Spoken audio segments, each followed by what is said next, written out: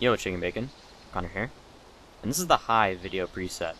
In the distance, things are extremely blurry, and on my character, my bayonet looks a bit distorted around the edges. It's not very clear and easy to see. So, in this tutorial, we're going to go over how to get higher frames, while at the same time getting clearer video, and this should, for all intents and purposes, be a very good video settings tutorial guide for no matter what computer you have. Anyway, if you enjoyed the video, click like, and if you're new here, hit subscribe. Right, so, we're going to go into Configure first off, and then down to Video. So this is the high preset. It runs your rendering resolution at 67%. The most important thing is that you run your render at 100%. This is your 3D resolution, and essentially you want this to match the size of your monitor, or the size of the window that you're playing in. This will give you a much clearer image, and things won't be as blurry. As you can see, things are a lot less blurry now. However, there's a slight weird texture around the edges of everything. It looks a little bit too crisp, so to speak, and it looks a bit distorted. So, we're going to go through that now. Another thing you should mention is that make sure you have your VSync set to disabled. This will cap your frame rate and usually cut your frame rate you're getting in half. First thing you're going to do is go to use your interface. Make sure your resolution is set to the size of your monitor, or if you're playing a window, that's fine too. Size of the interface and aspect ratio is up to you. That won't affect your frames at all. Next we have quality. For me, I like to keep my objects on high, and my terrain on very low. If you notice when I change terrain right here, absolutely nothing changes. But at the same time, it does get you about 1 or 2 frames higher if you set it on very low for some reason. For clouds, as long as they're there, they don't need to be detailed. They're clouds. They sort of are fuzzy all the time. So I like to keep it on very low. I think it actually looks better because clouds, well, they should be fuzzy. For shadows, I like to have them on disabled. That's just me, I guess. Textures.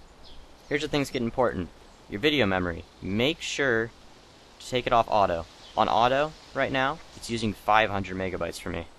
I have a 2 gigabyte graphics card, so I'm going to set it. Alright, now, we have texture detail and texture filtering. Personally, I feel that when you disable texture filtering, it looks slightly more crisp. If you look toward the top half of the screen, you can see what I mean. Kind of makes the sky a bit darker, and the trees a bit thicker when you disable it. Again, texture detail's on high, but if you have a lower end computer, you can always change this. Next, we'll go to rendering. Anti-aliasing on normal is what I have it set on for my computer. Obviously, you can raise or lower this as you see fit. Alpha 2 coverage. This is like the thickness of trees and the quality of the grass. Personally, I like to disable it, as you can see people a lot easier, and that's just a tactical advantage, I guess. Edge smoothing, I usually keep disabled as well. When you have edge smoothing on, things look a bit too defined. It almost makes it look like it was drawn with chalk. HDR quality, keep that on very...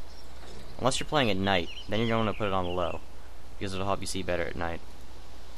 Ambient occlusion. This seems to be the local shadows around you. So look at the green tree to the right of my screen.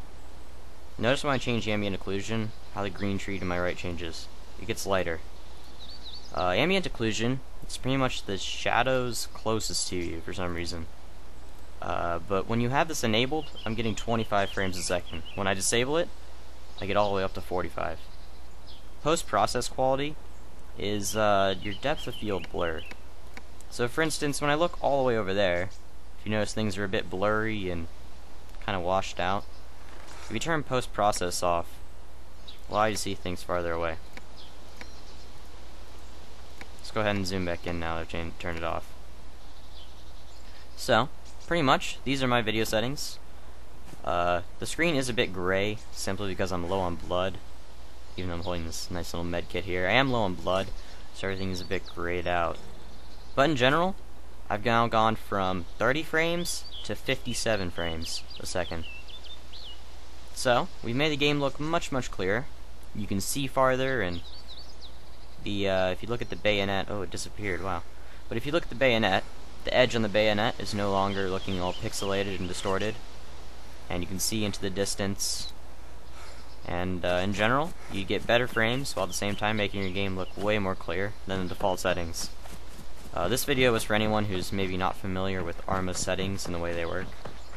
Anyway, do hope you enjoyed the video, and if you have any comments or questions about any of these settings or how they work or what you should set it for your system, let me know.